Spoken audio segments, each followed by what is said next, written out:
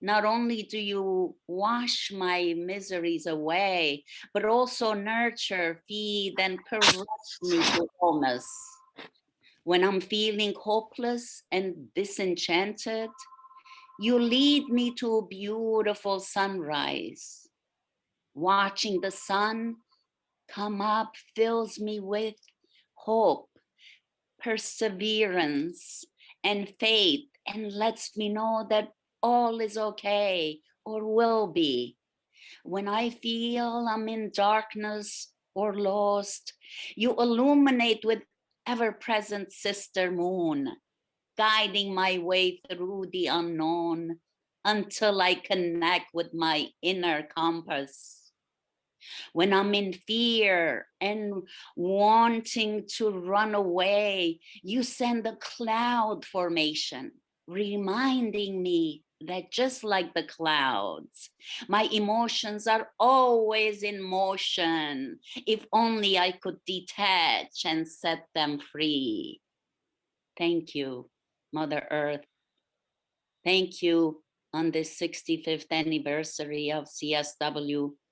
Just like you, we all possess the power to choose, to be, to care, and to watch our emotions with detachment but love. You show me how to become whole by being and not, as Descartes once said, by thinking.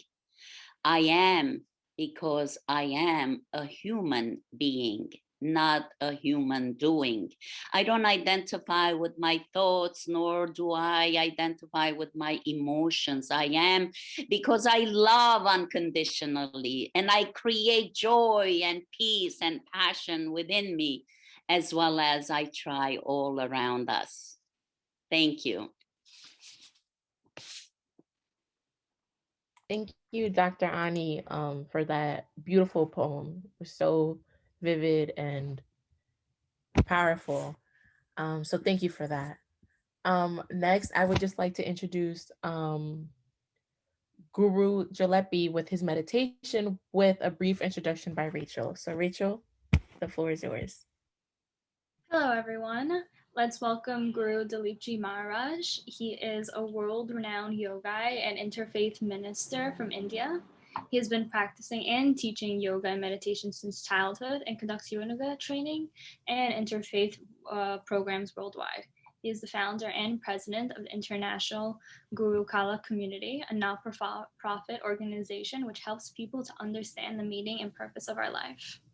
His mission is to cultivate global peace and harmony through yogic life teachings. Currently, he resides as the Secretary General for the Global Council of Hindu Leaders. Please join me in welcoming Guru Dilipji Maharaj.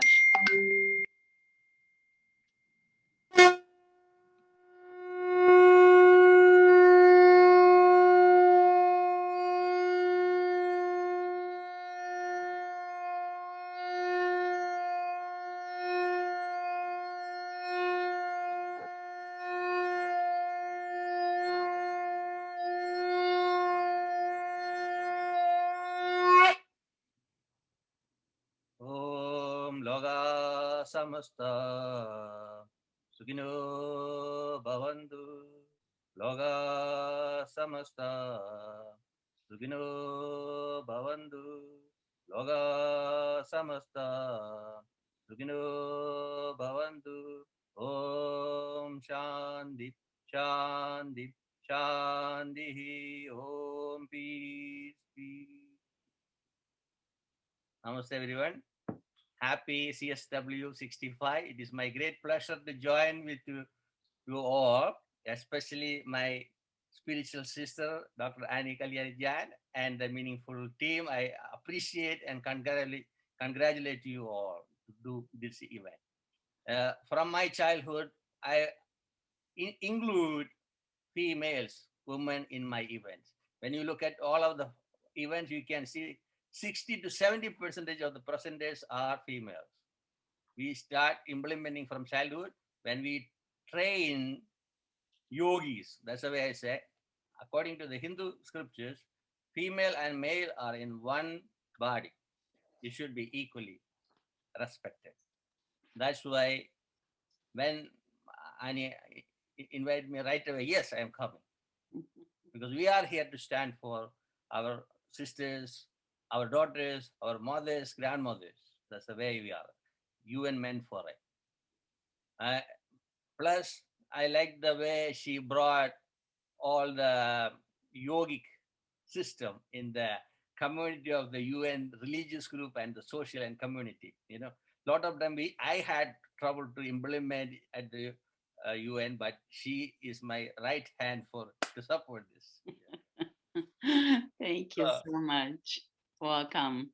Thank you. So we Thank you. may came from different countries or different cultures or different religious backgrounds.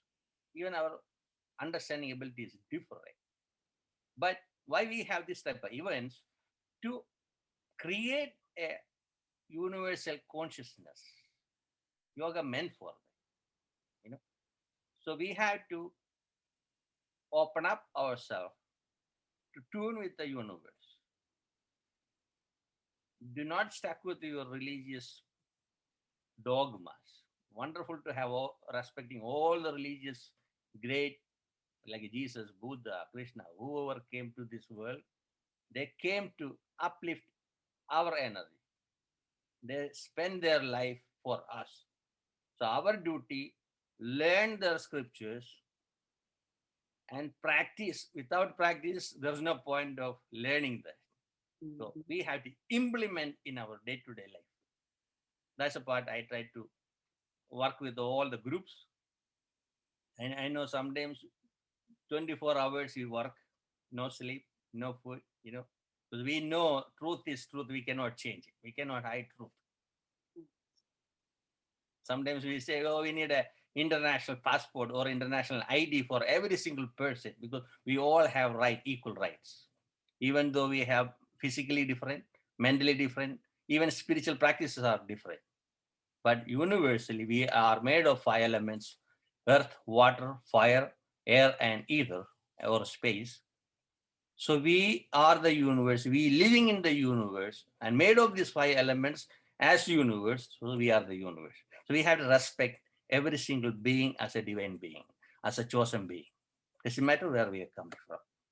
Then I want to sing one of the scriptural song made by Adi Shankaracharya. He's from my hometown.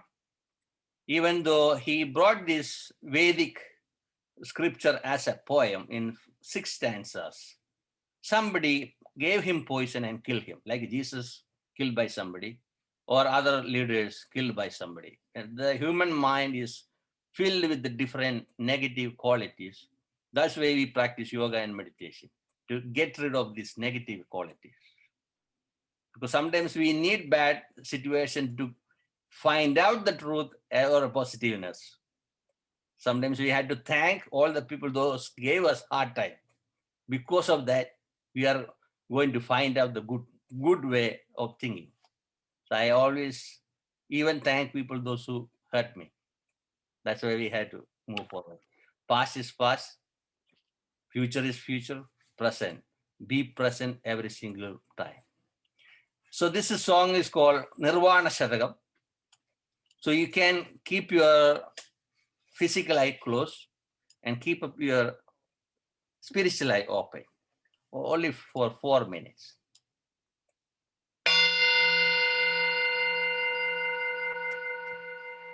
Manobudhi hangara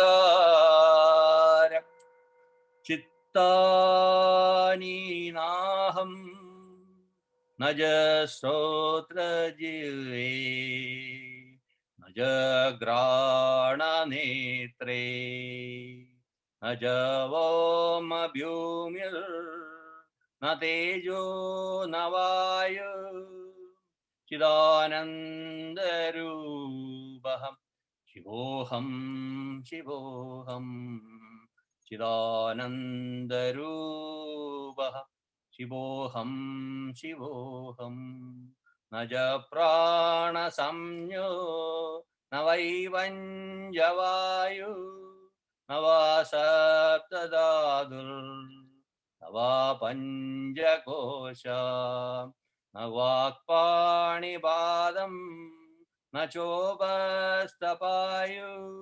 चिदानन्दरूपः शिवोऽहं शिवोऽहं चिदानन्दरूपः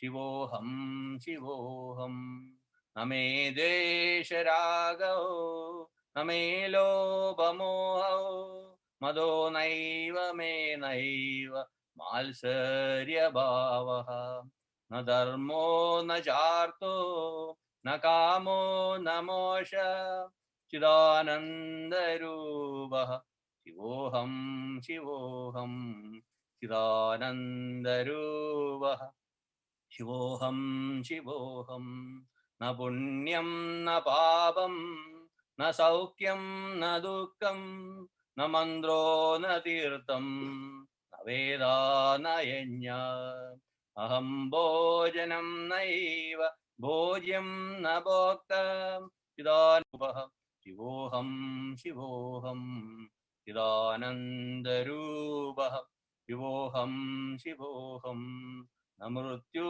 न शङ्का न मे जातिभेद पिता नैव मे नैव माता न जन्म न बन्धुर्न मित्रं गुरु नैव शिष्य चिदानन्दरूपः शिवोऽहं शिवोऽहं चिदानन्दरूपः शिवोऽहं शिवोऽहम् अहं निर्विकल्पो निराकाररूपो विभुत्वा च सर्वत्र सर्वेन्द्रियाणाम् अजसङ्गदं नैव मुक्तिर्न मेय चिदानन्दरूपः शिवोऽहं शिवोऽहं चिदानन्दरूपः शिवोऽहं शिवोऽहं चिदानन्दरूपः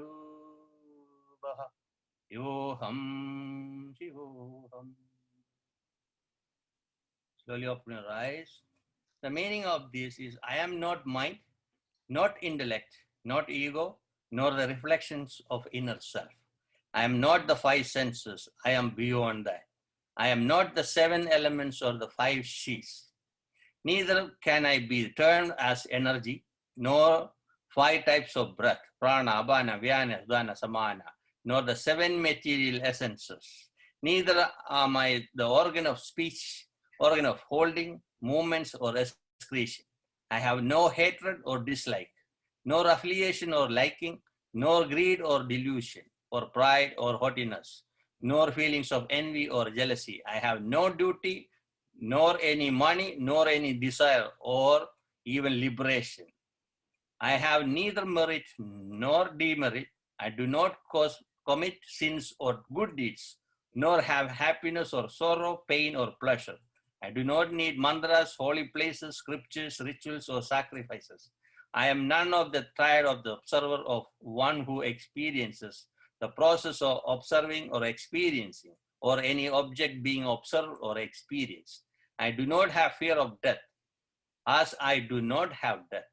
I have no separation from my truth self, no doubt about my existence, nor have I discrimination on the basis of birth.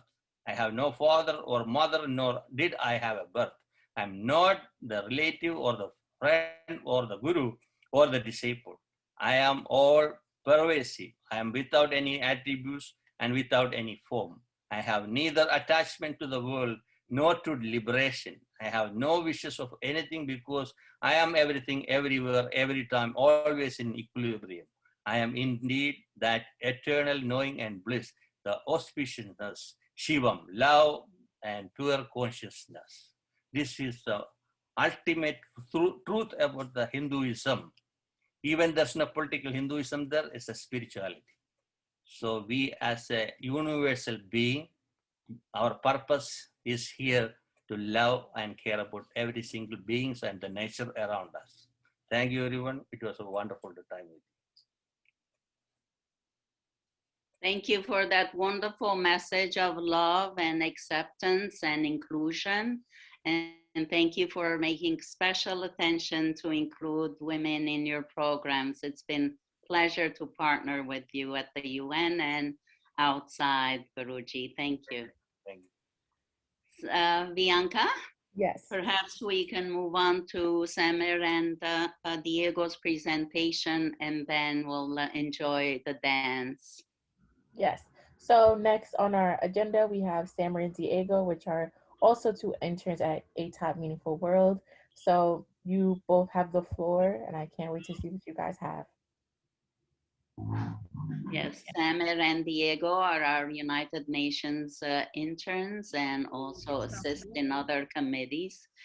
And I'm happy that they will also, Samir and Diego, please. So my name is Diego. I represent Meaningful World, and I'm glad to be here with you guys. And I hope to have a wonderful and very enlightening presentation here with you guys today.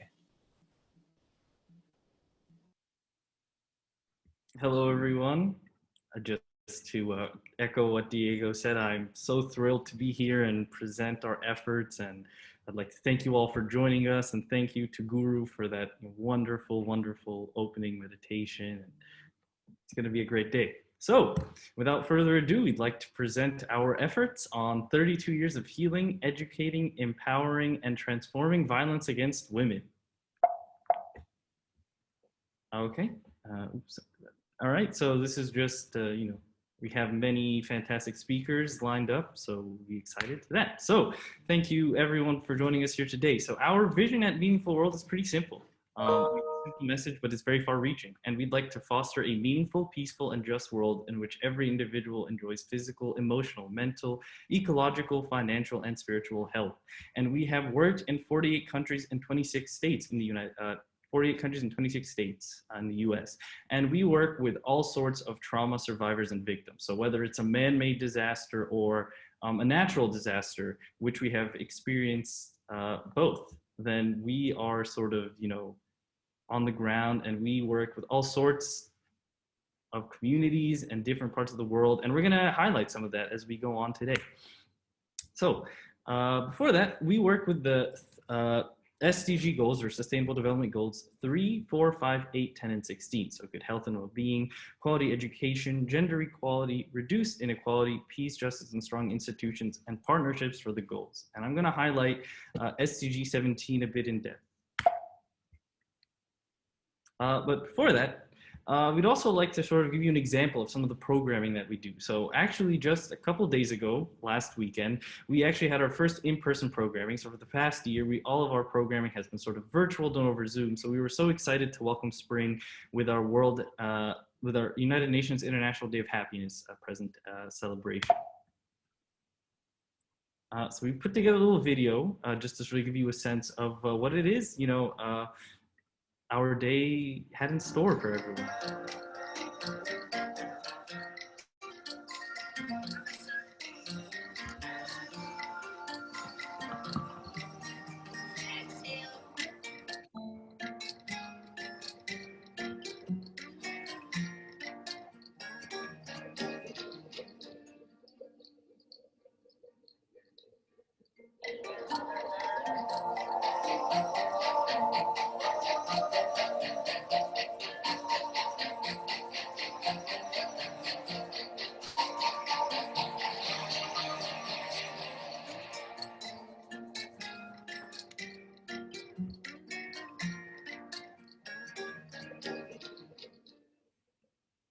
Okay, I hope you all enjoyed that. And essentially, just to give a clearer rundown, what you saw going on was soul surfing, a really important meditative exercise that we spread and sort of conduct on our humanitarian missions. So we were happy to sort of partake in that in person, because we usually do them at the end of our workshops every month, which I'll discuss as well. So it was really good for the team to actually meet for the first time and sort of do this in person. And so we also planted seeds in the environment. So we are very focused on cultivating a relationship with nature. So although we do promote mental and physical health and spiritual health, none of that is really achieved without cultivating a relationship to nature. So we actually handed out sort of like seed paper. So they were like little heart-shaped paper, and they had seeds in them, and we distributed them to everyone who was there, so they could sort of start their own plant their own little plant. And it was just a really, you know, happy day, I would say. So here's just a photo of the soul surfing meditation. So here's a wonderful team partaking in that. And I'll explain the soul surfing towards the end, or I believe Diego will, my apologies. So here, SDG 17, just to highlight some of the groups that we're affiliated with.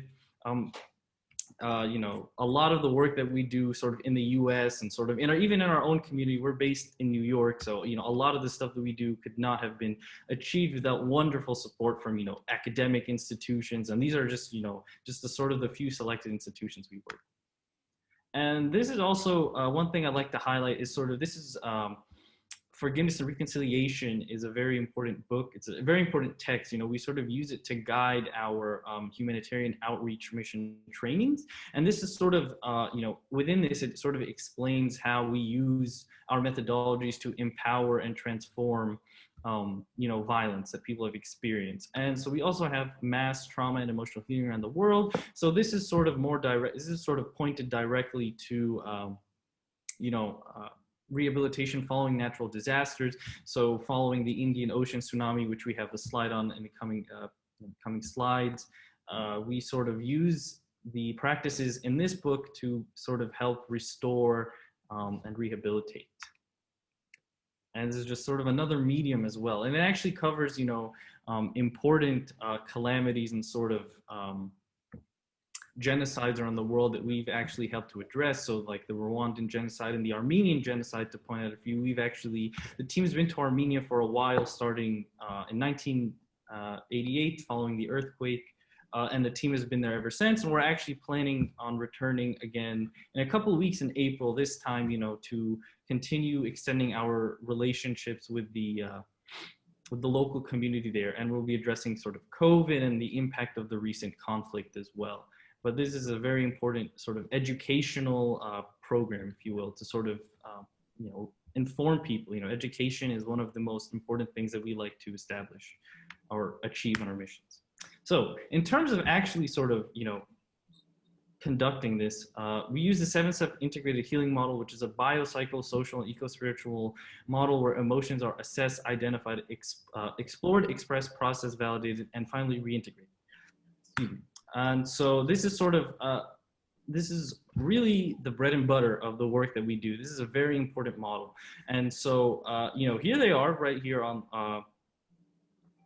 eloquently sort of put out for you. And so I'm gonna turn it over to Diego quickly, sort of give a sample or sort of explanation of a sort of extra way that we like to tie it in and help explain it to people who are unfamiliar. Perfect. So essentially the 7-step healing model, which Dr. Rani herself created, it's really based on her mentor, Viktor Frankl's logotherapy. And so essentially Viktor Frankl, he wrote Man's Search for Meaning. And he was a Holocaust survivor and who helped a lot of people heal trauma, whether it was depression or anxiety and things of that nature. So as you see here, we like to identify our emotions. This is our emotions chart. And so we do the 7 steps and we let everybody know that this is a safe space, and we ask them to share their experiences and to rate the experiences. And then we also like to cultivate meaning and see what it is exactly that the individual has learned, what the person can gather from it in relation to logotherapy and the 7 steps.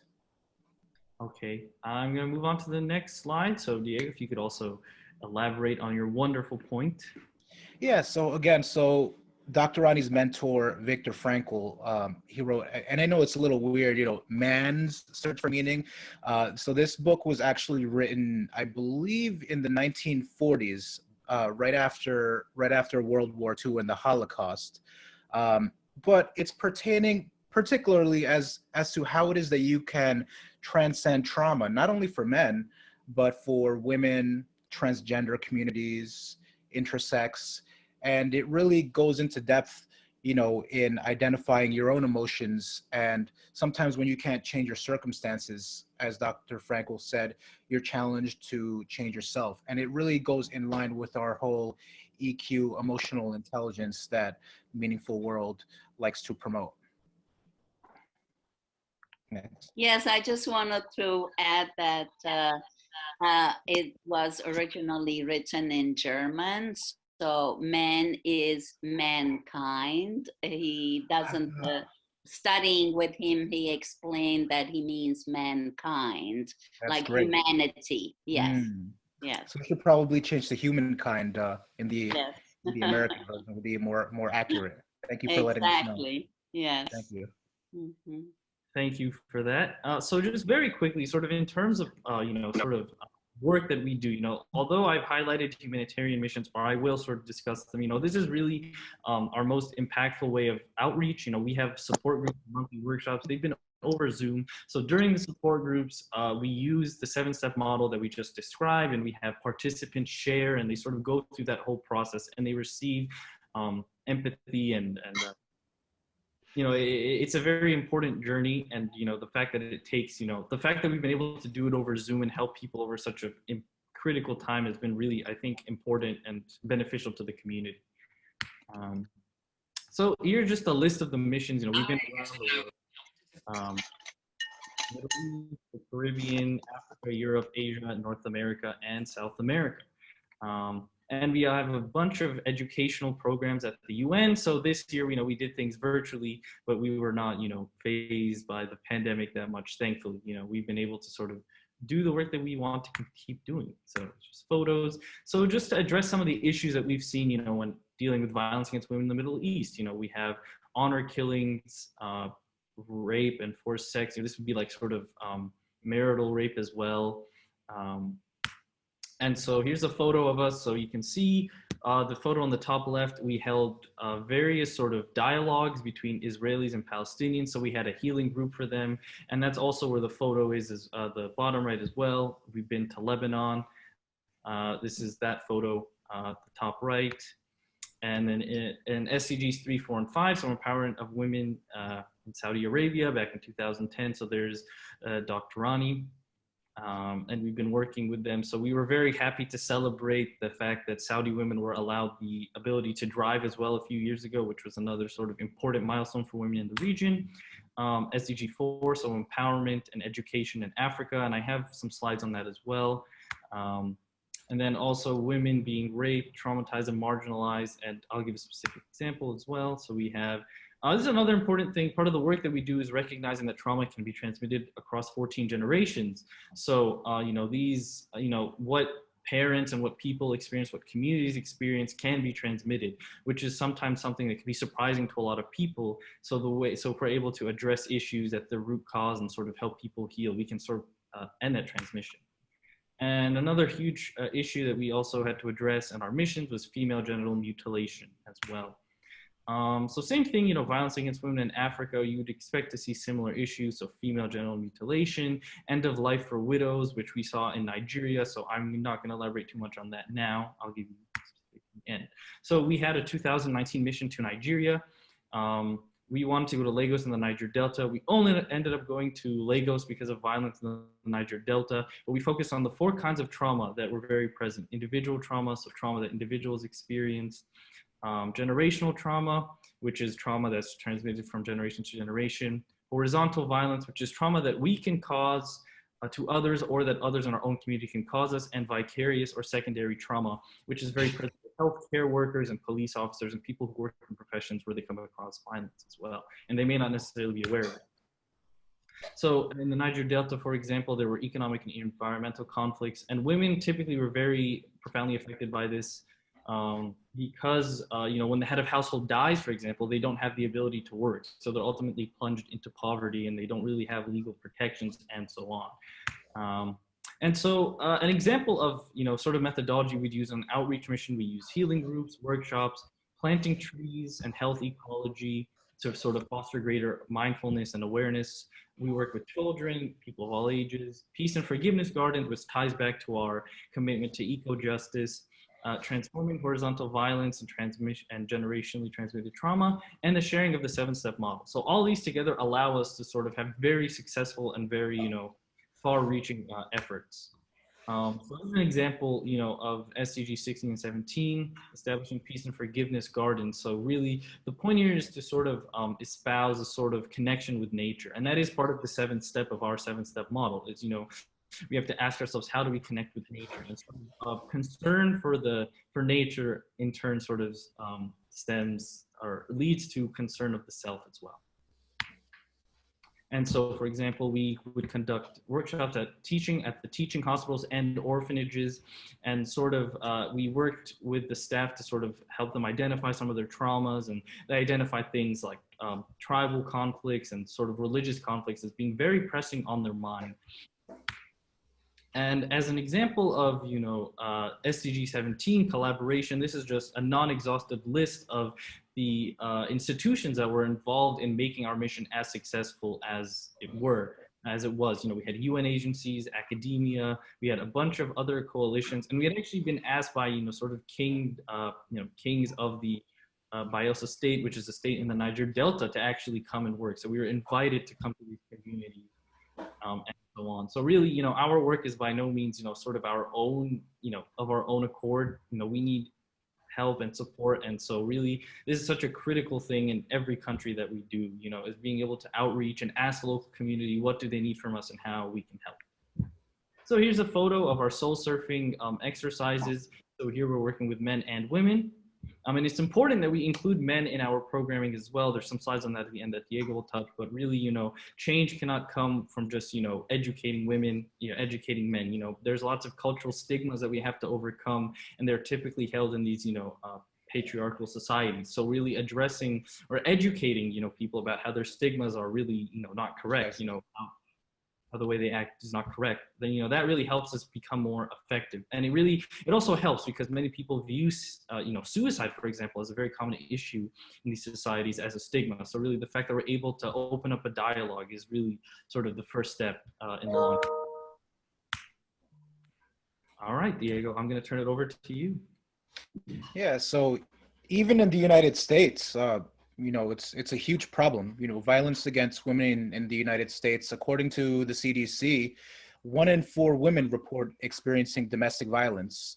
According to Besseru et al., they find that although the compounding effects of the pandemic on gender-based violence is still anecdotal, places such as Portland, for example, have seen up to 22% increase in domestic violence. So you could just imagine if 25% of the population is women who are experiencing domestic violence, you could just imagine 22% increase, how it would just compound. National pre-pandemic figures on violence against women estimate nearly 51% of women report being physically assaulted, and 18% experience rape or attempted rape during a lifetime. Like that, to me, those figures are just astounding. Decades of research also document the detrimental financial, social, and mental health effects of physical, sexual, and psychological maltreatment of women. Next. So these are just some of the inequalities. According to the World Bank statistics, 173 countries reviewed. Of those 155, at least one law encumbering women's economic opportunities.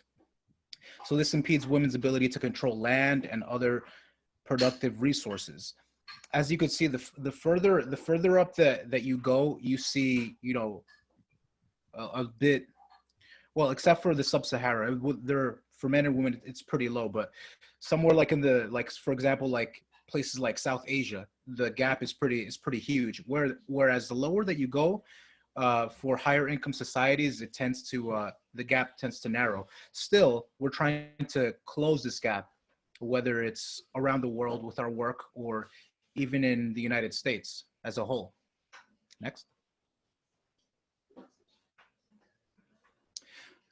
So yes, so emotional intelligence, so EQ, so you have to essentially disarm from within. So let go of your anger, let go of the negativity, let go of the greed, let go of envy, and let go of the rage. This is essentially the mindfulness that we try to promote. Next. And I can totally relate with this. Anger is definitely a poison.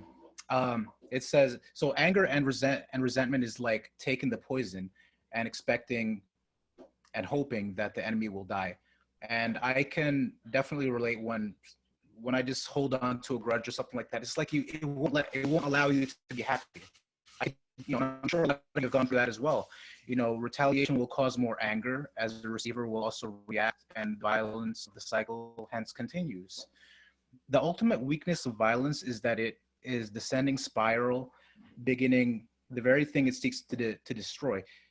Instead of diminishing evil, it multiplies it.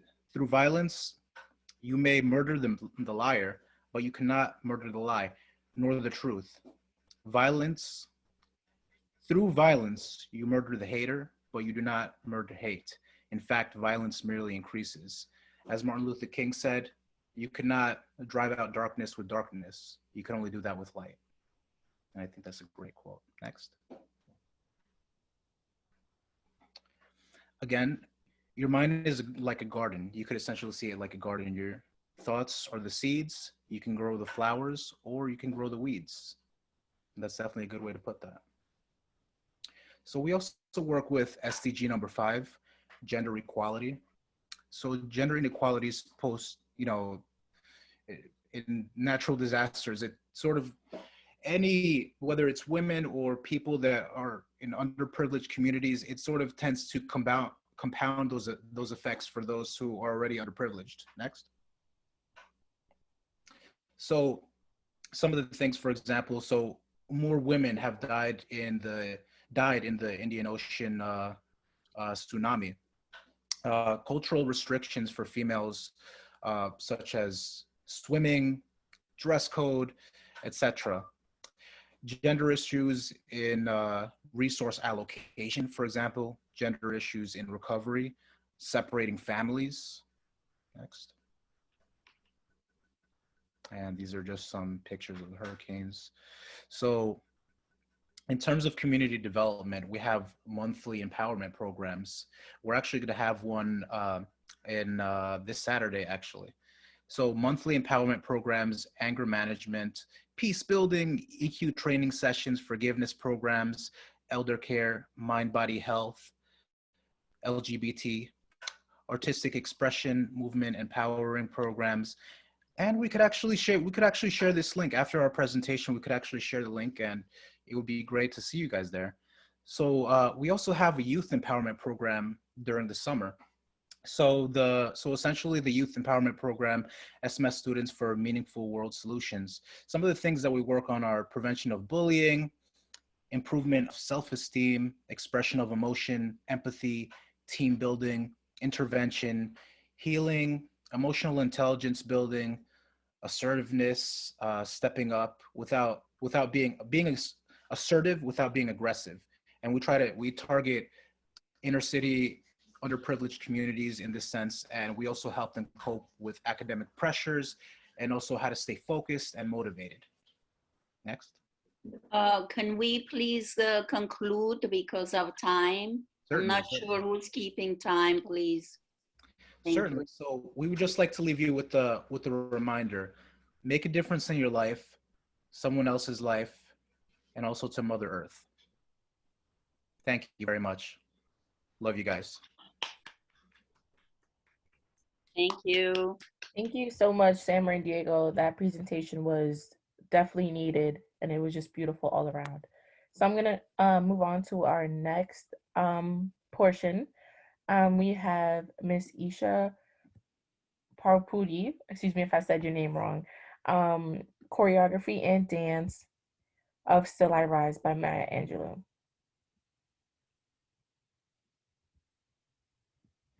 So I could just say a few words about it. So it's a choreography in Indian classical dance, and through her words, Angelou shares a powerful message of empowerment to all women and people of color, saying that through pain of history, a new generation rises. So thank you for watching.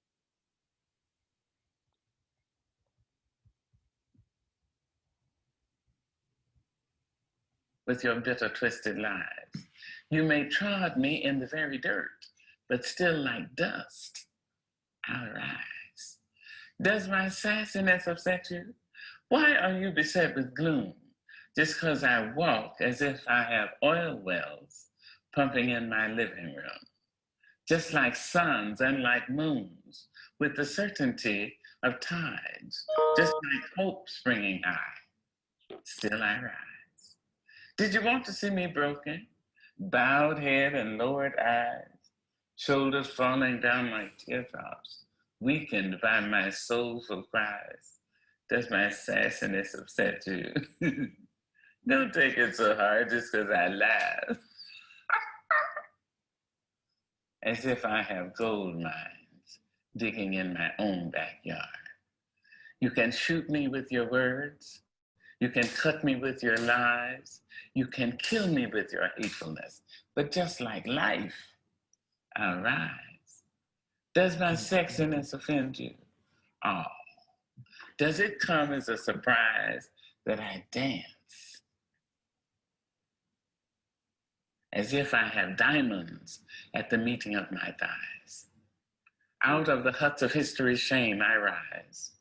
Up from a past rooted in pain, I rise. A black ocean leaping and wide, welling and swelling, I bear in the tide. Leaving behind nights of terror and fear, I rise. Into a daybreak miraculously clear, I rise. Bringing the gifts that my ancestors gave. I am the hope and the dream of the slave. And so, naturally,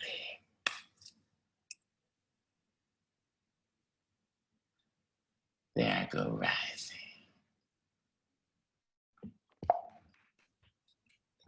Bravo. I think everybody, that was so beautiful and it was so powerful. So thank you so much, Isha, for that. I'd like to take few questions from the audience until our in the chat.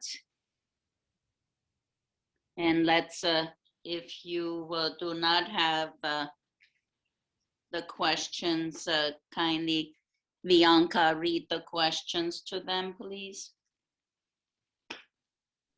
Yes. So the first question is, what activities are you or your organization engaged in to promote SDG number 5 and 10 to provide awareness for gender equality and reduce inequality? The second question is, what campaigns and historical movements have been impactful in contributing to gender equality? Our third question is, how has COVID-19 threatened any gains made towards ending gender-based violence? And our fourth question is, how do you think the elections of the first female vice president contribute to gender equality? What recommendations do you have going forward concerning transforming violence against women? Sorry.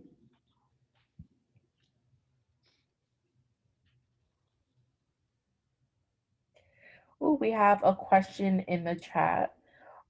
Thank you, Josh Smith. He says, and it reads, this is Josh Smith, pardon me, representing Regis Jesuit High School, and my peers and I were wondering, how can we as men be better, more sensitive, emotional partners to women?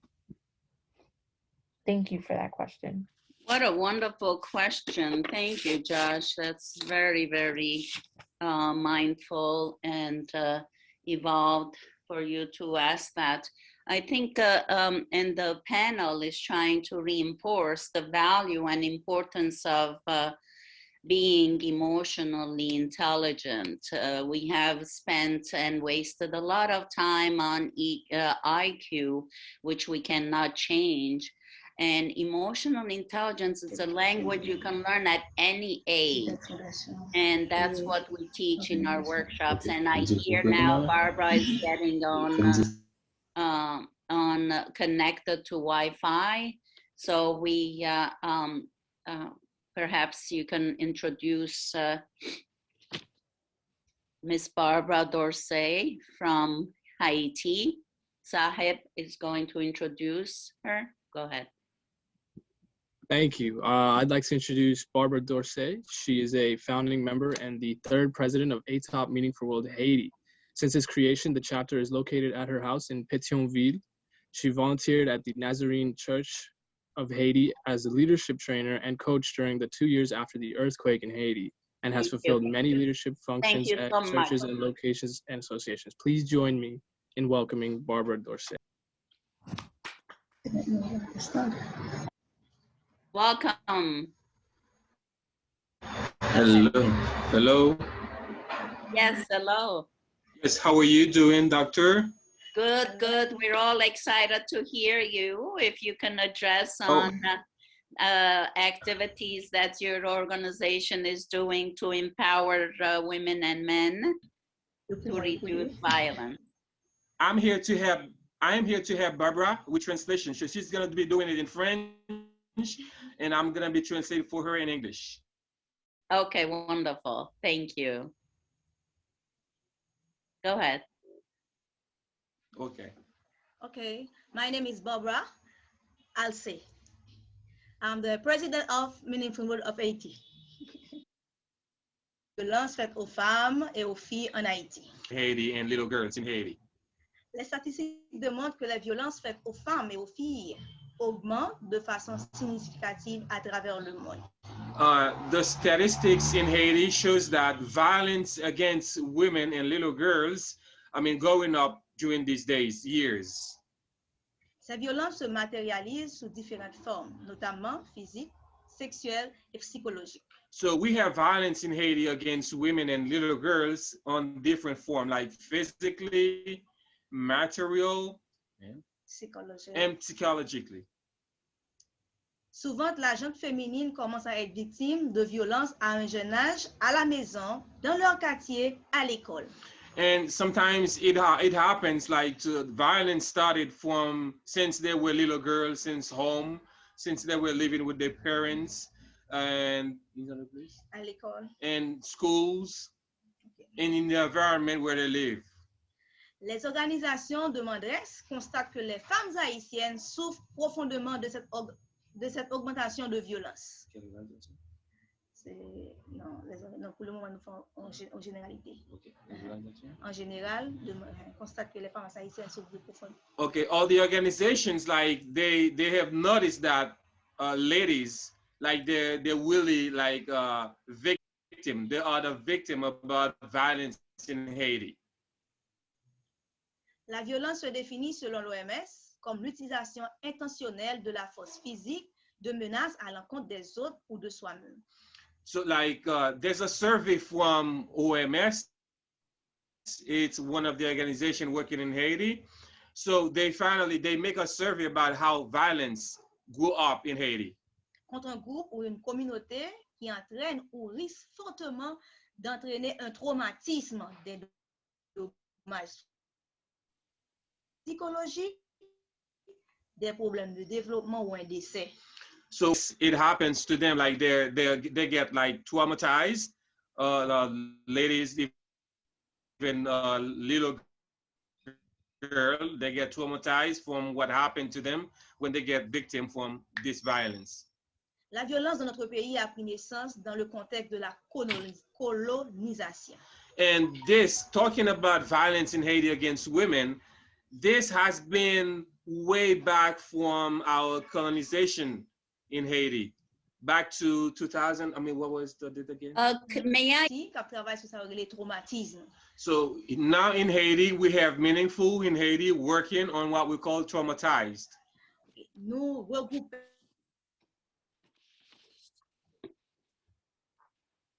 avec jeunes pour que nous fassions ça pour eux et nous prenons subir violence pour nous supporter eux par rapport avec les subi violence.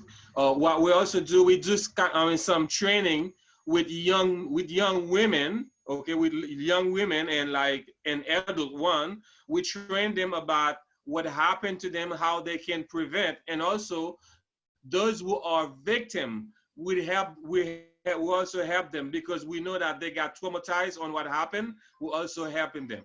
Okay. Commencement mois de mars, nous avons une jeune fille qui est victime de violence. In the beginning of March, we had an example. There was a young woman who got victim. Et nous avons un secrétaire Meaningful World. we had the secretary of Meaningful World in Haiti, qui était en prise en charge avec lui, and we'll also take care of that. pour que l'était capable surmonter viol que l'était subi de par année. And we work with her in order to help her, like to empower like her self-confident about what happened to her. Thank you so much. Now, any campaigns you want to highlight you're doing within Haiti? Any campaigns that help educating the public? Puis le moment pays d'Haïti est là, bon c'est des activités nous pas capable faire.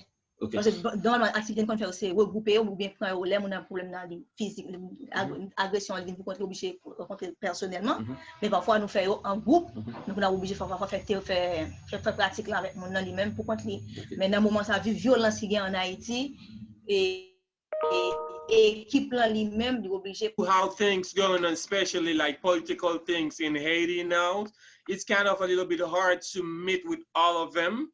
Because what we used to do, we used to meet with them and then talk and make some like workshop to them. But now it's kind of really hard to get together and meet just because of all maybe that like kidnapping and security problem. So we kind of a little bit slow for now. Mais seulement sur internet, sur page Facebook là, nous gagnons ça, nous gagnons une campagne que nous faisons sur violence faite sur femmes. But on our page on Facebook, we have a training that we do about like violence against women that we do with them. Thank you so much. Thank you. You're very welcome. You're very welcome. Thank you for joining us. And Haiti se la kaimuen. And also you have the other campaign, which Haiti se la kaimuen means Haiti is my home. It's the campaign to make sure that everyone is acting in a humanly, family, and loving way, and not in a violent way. And then the crab in the bucket, remember that? You have the banner on your wall. Is about transforming horizontal violence, and we have a picture of crabs in a bucket. And if you have seen crabs in a bucket, when one tries to come up out of the bucket, the next one pulls it down. So our message is, don't be like crab in the bucket and pulling each other down. Be a true Haitian or humanitarian or human, and pull one another up. And that's our motto, to pull one another up. Thank you so much for that. Let's give a big hand to our Haitian partners. Thank you for trying, in spite of all the political, economic, and all the hardships you're going through, both natural and man-made. We're grateful that you made all effort to be with us today. Thank you. Okay. All right. Okay. Thank you. So We thank you too. All right. Bianca, you can move on with the next. Yes. Thank you so much. So next I will be introducing Miss Elizabeth Akua Nyoko Patterson. Excuse me if I butchered your name, but a really quick introduction. Elizabeth Akua Nyoko Patterson is the founder and executive director of the Girls Education Initiative of Ghana, GEIG. GEIG's mission is to provide academic and financial support for girls, including applicants with special needs, so they may access secondary higher education and professional opportunities. She is the founder of a consultancy which aims to provide individuals, nonprofit organizations, and small businesses with strategic planning and developing and implementing effective communication plans. Please join us in welcoming Ms. Patterson. Okay. So the Girls Education Initiative of Ghana, GIG for short, has been around for 7 years. We are a 501c3 nonprofit organization in the US, but we do a lot of our programming, or all of our programming here in Ghana. Our mission is to provide academic and financial support for girls and applicants with special needs or disabilities. We've been working for 7 years now. Our core programming that addresses gender equality or is trying to make sure that we equalize the environment for females and males, or male and female identifying people, is we have academic programming where we provide financial aid, because a lot of times our girls, because of family restrictions, don't end up being able to access higher education. We provide them financial aid so they could go to school at least up until senior high school or beyond. A lot of our girls are going beyond senior high school. And so that's something that I think we do that's very commendable. And once these girls are able to go off to senior high school, tertiary, and universities and beyond and become professional women, I believe that they will be economic influencers in their families and in their community and the nation at large. And so that contributes to gender equality. Our mentorship, leadership development and mentorship program pairs our girls with young professional women or seasoned women who offer them one-on-one mentorship, and a lot of times do community and group mentoring sessions. So those sessions really go above and beyond to make sure our girls have role models and people that they can look up to. And we also offer professional advancement programming that supports our girls to develop their resumes and apply for internships and other professional opportunities. And we believe that this three-pronged approach supports the girls in becoming equals in the community and the nation. And some campaigns that we've been involved in is we do a lot of advocacy campaigns every year on December 3rd for International Day of Persons with Disabilities. We do, well, recently because of COVID-19 and everything that's going on in the world, we're not able to do in-person programming, but we do a lot of advocacy events virtually on social media and on our website, and just on social media and through physical campaigns when we're able to. Well, thank you so much. Very, very important. What are some of the challenges, if you may? Challenges working here in Ghana. I think it's a given that in this environment, everyone is probably facing financial constraints on their work. And so that's always the biggest challenge. And it always seems like there are more people to serve, and we don't have enough resources in terms of human capital, financial capital to support the people who need us to access them. We've been working within the Greater Accra and the Ashanti regions, where now after 7 years, we're now in 6 districts. And so we're kind of slowly making our way into the districts within the 2 regions. So I would say, aside from financial, we're a very small organization, very volunteer-driven and volunteer-led. So human capacity constraints challenge us. So we're not able to scale at the pace that we want to scale at and support more people. Mm-hmm. Yes, thank you so much for that. So we have about 20 minutes left to our program. We'll move on to the next questions, which are recommendations for us going forward. What are you planning next, and what do you think that we can do together, recommendations?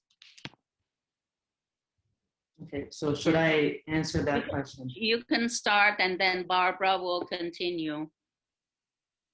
Okay, I was going to say that with everything that is happening in the world right now, there's a need for community support, and there's an increase in gender-based violence. And I am sure all of us know that a lot of it is going unreported, and years from now, we'll get to find out what the real data is.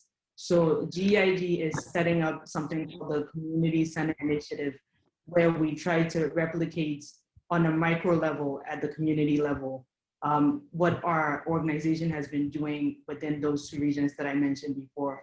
We're starting with the Pram district in Greater Accra region. And Pram is I would say it's a township off of the Greater Accra region, where there's a lot of prevalence of youth unemployment and child labor, and disproportionately, this affects the females more than the males. In the fishing community, there's a tendency for families to emphasize or de-emphasize the kids going to school, and they end up supporting them with what may be seen as the family profession to go fishing and earn a living to support themselves and the family. So we're going to establish a community center approach where we meet with members of the community, at least 15 to 20 young women every 2 weeks or at least twice a month, to encourage them to take their education seriously and also give them opportunities and access to the other resources that we've been offering for our students at the other region, at the regional level. Wonderful. Thank you for that. Before Diego would like to speak after me, please, by all means. But definitely in terms of recommendations, one of the big things we like to emphasize, on our missions and sort of any workshop or any programming that we do, but particularly, in the country that we travel in, is education, I think, is really the biggest sort of thing that you can, it's the most lasting change that I think we could make, because, it's information that anyone can sort of, remember with ease, and sort of, it goes hand in hand with our skills. Like, we teach skills, we teach methodology, we teach techniques, but then people can also, but we explain the why behind the techniques. And so really, our methodologies are meant for, it's meant to sort of, like a butterfly effect or like a domino effect. We teach one person a skill, we teach one person, hey, this is why, what's happening is not correct. And we sort of, show them, or sort of teach them, we give them new information, and then they can sort of pass that on without our being there. So we sort of make a very, lasting effect, even beyond our own, even after we leave. So that's really, education, we would say, is so important, because, a new information can do a lot to sort of change everyone's perspective, really. I think Samar made an excellent point. I think it's, keyword education. I think, I think we could all use anything. We could all use some education in some area. But anyways, I think it's like some practical, like, education, like in terms of stress management. I would say, how is it that you can, continue to combat bullying without being aggressive, assertive without being aggressive. But also, people who perhaps are experiencing some economic hardships, like, okay, these are the resources that are available in your country. This is how you could reach out to us. This is how we would like to help you out. Because I think without that, I think it's, if your body is, threatened, or if you don't have those basic needs, you can't move on to the higher level of, mental ease, I think, and you're going to be in that survival mode, which Dr. Rani mentions a lot, I think. So maybe just some practical tools, like, these are the resources that are available to you guys, in that sense, I think would be excellent. I'm sure people wonderful. appreciate that. Yes, I like to add that few campaigns we found helpful, like the ones we mentioned when Barbara was talking, in terms of transforming horizontal violence, where we kind of get our aggression down on other people that are most important to us, our family, our friends, our loved ones. Because our frustration is so high, we have no control anymore. We're blowing like a balloon or like a volcano, and it's affecting the people that we love. So we use the crab in the bucket campaign for that. For environment, we use the campaign for Haiti, c'est la Caïmoine, which is Haiti is my home, or Armenia is my home, or Kenya is my home, or Ghana is my home. Not just your home, the square feet, but the streets, the people, everybody, embracing them like your own kind and being compassionate towards them. The other campaign I propose that, as Samir was talking about, that every lecture we invite people to pass it on to minimum 3 people in their circles. So this 3 people ensures what Samer was talking about, the domino effect, so that the people who were not able today to join us today, I would like you, each one of you, to please share it with 3 people within your circles, so that coming from Africa, Haiti, and other parts of the world, you will be able to be the best agents of change to pass it on through social media. Now you can pass on to not 3, but 3 million people. So that is a power that we need to embrace. And then what the new campaign that we've been trying to promote is each one lift one. Each one lift one. Think about somebody in your neighborhood, an older person or someone who's handicapped, someone who's been bullied. Just put your hands together, hold them, lift them up, give them tools, give them ways to come to our free weekly support groups, so that together, because the healing is very important.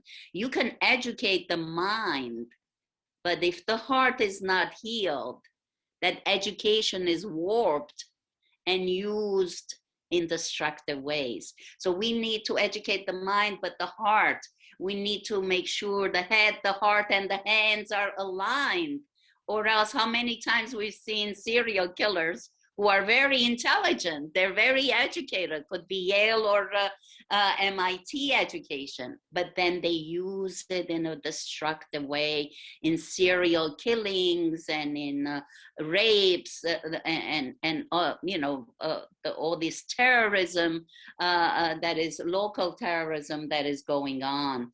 So each one, lift one. Think about who you can lift, and by lifting them, as our motto reinforces, when one helps another, what happens? Let's hear the group say, when one helps another, unmute. Both get stronger. Bravo. Both become stronger. So when one helps another, both become stronger. So un véritable changement produit, que nous voyons changement dans le visage mondial et dans l'activité mondiale qu'il a fait. Barbara is saying when we help one another, so you can, I mean, at first sight, you will see that in people's face, that there's a change in their face, the way there's joy inside of them. Yeah. Yes, wonderful. Thank you. And we have about 7 minutes. Are there any other questions from the audience that you can write in the chat? Let's look, Bianca, are there any other questions? We have time for one more question, if you can write it in. We have a question from Rosaline Orwa. Go ahead. I am Rosaline Orwa, Director, Rona Foundation, working with Rural Windows in Kenya. How has your programs offered support to COVID-19 widows? More men are dying than women, especially with multiple burdens of stigma, shame, and silence of widowhood. Oh, that's an excellent question, especially in Africa and Asia, being widowed. That is another meaning. Traditionally, there are a lot of restrictions to women who lose their husbands, and they lose their economic status. So we have worked in Rwanda with the widows of the genocide. We have worked in Kenya in the slum areas and the camps with the women, trying to both empower them by education and teaching them some trade. That we have given them sewing machines and classes to teach them how to sew so they can sustain themselves economically and not become helpless. And we have done a chikungu business in Sri Lanka after the devastating tsunami. And we have done the sewing machines in Haiti as well, in the orphanage. They are now sewing their own uniforms. So these are little steps for empowering women, giving them tools and ways that they can work and become active partners within the workforce and be able to protect and provide for their families. Any other, we can take one last question.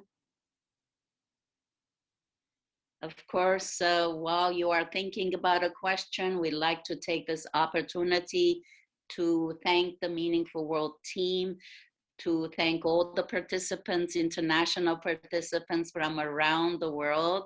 Of course, usually we are having lunch together now after the workshop at the UN or across the street on 2nd Avenue. We'll be hugging one another and taking pictures together in your traditional clothing. I miss all that, but we will connect and we will make that happen in a few years, hopefully next year. And of course, a special thanks to all the panelists.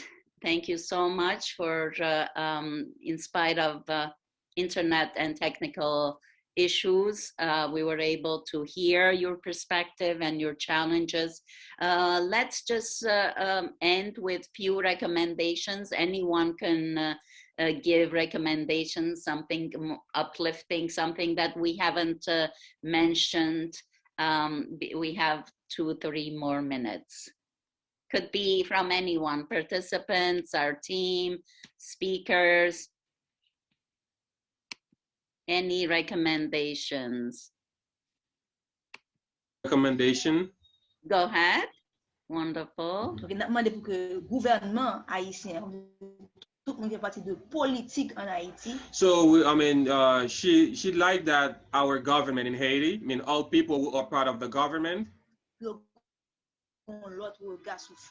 have, like, to see women in another way, not only like get abuse them or mistreat them, or, you know, because here women's are really mistreated in Haiti. Yes, yes, we all are working since 2010 in Haiti to ensure that that behavior has changed. So problem, women are the targeted. Yes. The